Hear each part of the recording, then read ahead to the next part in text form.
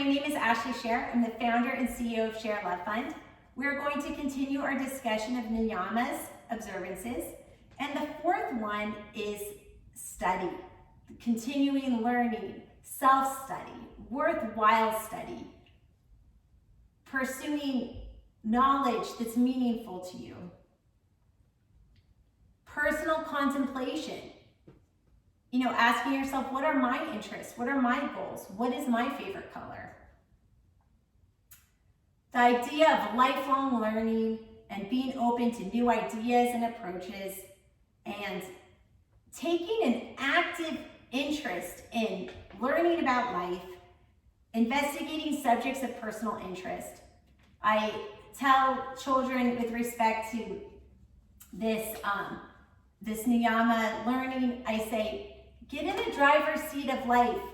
Even though school has so much to learn, what lights your fire? And just try to find what lights your fire. And it might be different today than it is tomorrow, but try not to, drag your feet through life, get an interest and pursue it. So let's apply this to preschool, elementary school, and middle school. So the idea of learning in preschool, it is abundant. Children are touching and feeling and exploring and asking a million questions like, what color is frog pee, or this or that. And as parents or caregivers, teachers, we might even get annoyed with the endless questions. But that is awesome because they are inquisitive, curious about life, and all of that is like positivity and abundance. We'll see as a child progresses that sort of the world around them is harsh and just kind of shuts them down and puts them in the back of the class. And a lot of times in school, good work is silent and bad work is really kind of punished. So you'll see like a kindergartner will have their hand up and they'll want to participate in class, and a high schooler will sit in the back of the class because they've learned that if they say the wrong thing, they'll be in trouble, and if they say nothing and do well on the test, it'll be fine. So that's a problem with our education system, and that's a problem on all of us, and that's something that that we all should be working towards to see how we can correct that.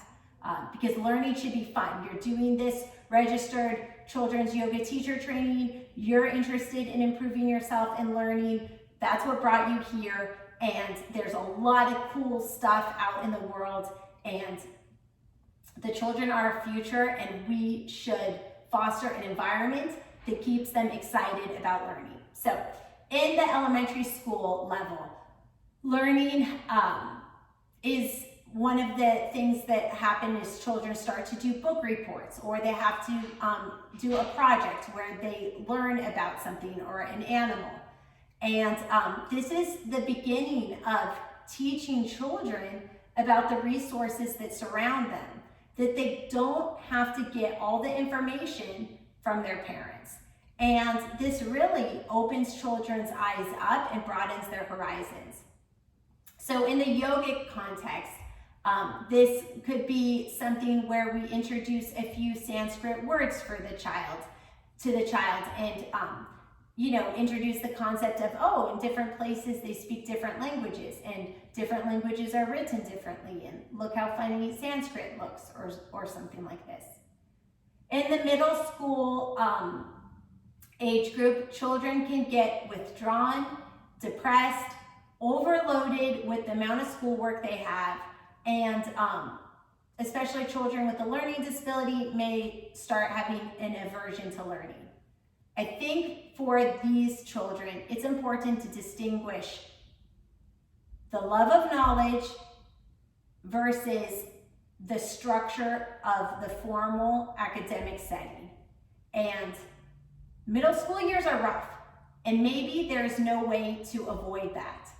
But I think that as a parent or caregiver or teacher, if we remind middle schoolers, listen, this might be unpleasant, but please keep in mind that